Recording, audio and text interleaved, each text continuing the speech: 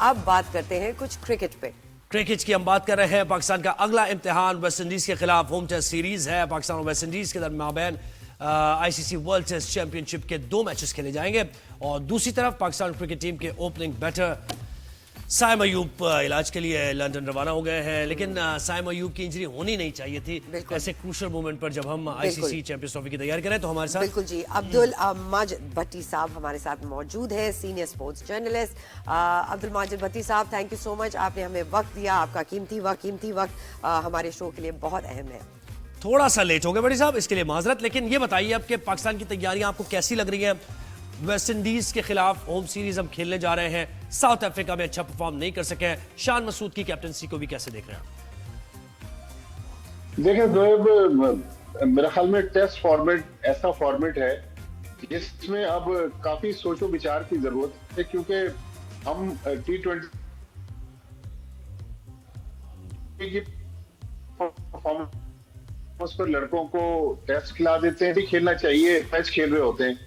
देखिए शान मसूद की परफॉर्मेंस पर यकीनी तौर पर उस आखिरी इनिंग्स में जिसमें उन्होंने 145 रन बनाए, सवालात तो उठ रहे हैं।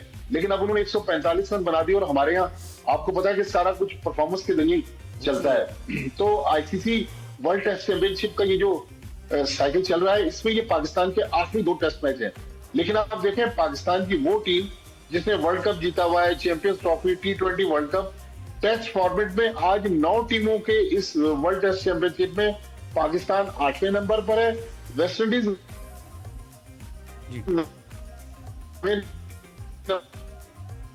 नंबर पर है। सर क्योंकि सीरीज है, थोड़ा सा यहाँ पे हमें लिबर्टी लेने का चांस भी है। तो पाकिस्तान अगर एक आध कोई नए लड़कों को ट्राई कर ले, साइम अयूब अनफिट है।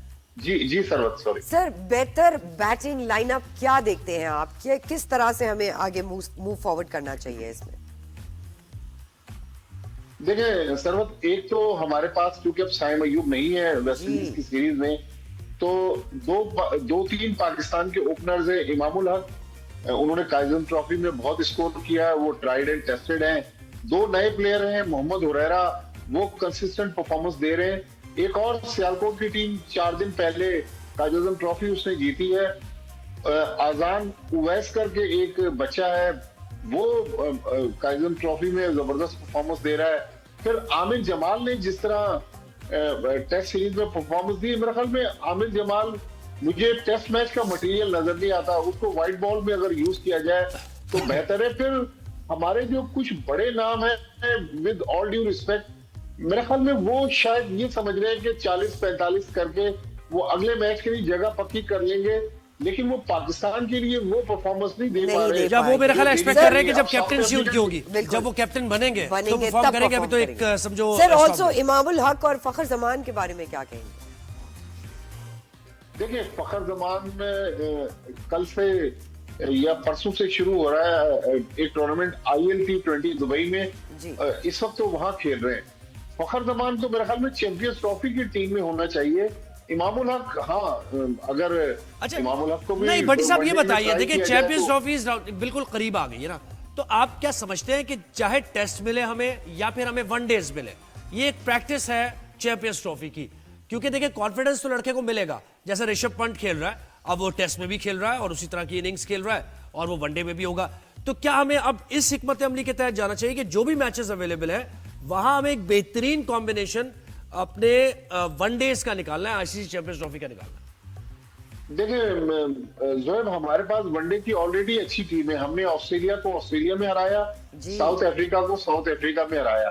अब अगर टेस्ट मैचेस के कुछ प्लेयर्स को हम वनडे में लेकर आएंगे, हो सकता है कि कॉम्बिनेशन में कुछ गड़बड़ हो जाए।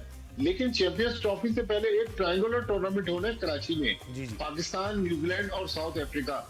मेरे ख्याल में अगर कुछ एक आध लड़कों को ट्राई करना चाहते हैं तो वहां कर ले। मैं तो आपसे खालिस्तान टेस्ट सीरीज के लिए बात कर रहा हूँ कि वेस्ट इंडीज की टीम बॉटम की टीम जरूर है, लेकिन वेस्ट इंडीज की टीम वो टीम है जिसने पिछले दिनों ऑस्ट्रेलिया को ऑस्ट्रेलिया में टेस्ट मैच में हराया था। उनके पास 150 की स्पीड वाले फास्ट बॉलर्स भी हैं।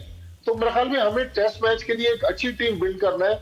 लेकिन अब मसला ये ना कि ये वेस्ट इंडीज के 2 टेस्ट मैचों के बाद अगले 6-7 महीने फिर पाकिस्तान की कोई टेस्ट सीरीज नहीं है। यही बात गालिबन सितंबर अक्टूबर में पाकिस्तान फिर साउथ अफ्रीका से पाकिस्तान में सीरीज खेलेगा। तो Right. मेरे ख्याल में इस वक्त हमें जो तवानाइयां हैं वो चैंपियंस ट्रॉफी में Champions सर्व Trophy करने की जरूरत है। सर, शान मसूद की कप्तानी में हमने देखा 10 में से सिर्फ 2 मैचेस जीते, क्या कहेंगे? वही एग्रेशन नजर नहीं आ रहा भट्टी साहब, वो फील्ड प्लेसमेंट उसकी सही नहीं है लड़के की। मतलब क्या करे, शान तो यानी ओवर एस्टिमेट हम करते हैं जब भी शान मसूद का नाम लेते हैं। देखिए, अगर जोएब किसी शेर के दांत और नाखून निकाल देना तो जाहिर है वो तो फिर शेर नहीं रहता। हमने जो इंग्लैंड की सीरीज अभी जीती थी, कप्तान और कोच से, देखिए कोच तो जेसन गिलेस्पी रिजाइन कर गए, हमने उनसे सिलेक्शन के इख्तियारात वापस ले लिए। तो मेरा ख्याल में शान को अगर कप्तान बरकरार रखना है, नो डाउट कहीं कहीं हमने देखा खासतौर पर सेंचुरियन का जो टेस्ट मैच था, अगर शान थोड़ा एग्रेशन दिखाते, आउट ऑफ द बॉक्स सोचते तो पाकिस्तान वो टेस्ट मैच जीत सकता था। लेकिन अगर हमने अब कप्तान चेंज करना है तो फिर लॉन्ग टर्म प्लानिंग करनी होगी। कभी हम बाबर को बनाते हैं, कभी शाहीन को बनाते हैं, फिर बाबर को लेकर आते हैं, टेस्ट मैच में शान को लेकर आ गए। तो मेरे ख्याल में सोचो विचार की जरूरत है। हमारे यहाँ एक लड़का जैसे ही परफॉर्मेंस देने लगता है तो उसको पाकिस्तान कैप्टन क्रिकेट बोर्ड के हेडक्वार्टर में ये सोच शुरू हो जाती है कि अब ये कप्तानी करेगा। ये सोच मेरे ख्याल में मुनासिब नहीं है। शान के साथ एक बार बैठे, उसके भी मामला, उसकी भी जो तहफ़्फ़ुज़ात हैं उसको भी सुनने की जरूरत है। जी, और अब जबकि साइम अयूब आउट, अच्छा वैसे हो गए मुकम्मल तौर पर, साइम के बारे में ना सोचा जाए कि वो आईसीसी चैंपियंस ट्रॉफी में होंगे, और अब जबकि वो आउट हो गए हैं तो बाबर आजम और मोहम्मद रिजवान के ऊपर कितनी जिम्मेदारी है। बाबर आजम एक 30 रन की नॉक खेलते हैं, 40 रन की नॉक खेलते हैं, बड़ा नहीं कर पाते हैं उसको, कवर ड्राइव के चक्कर में वो हमेशा आउट होते हैं। कोहली का भी यही हाल नजर आ रहा है। आप क्या कॉन्फिडेंस चेक हुआ, क्या हुआ इसके साथ? देखिए जोएब, आप तो माशाल्लाह खुद बहुत अच्छी क्रिकेट खेलते हैं। विराट कोहली के पीछे तो बहुत सारी परफॉर्मेंसेस जुड़ी हुई है। बाबर आजम को अगर हम देखें, बाबर आजम नो डाउट दुनिया के बड़े बैट्समैन हैं, लेकिन बाबर आजम की वो परफॉर्मेंसेस नहीं है जिसको हम बाबर आजम कहें या किंग बाबर कहें।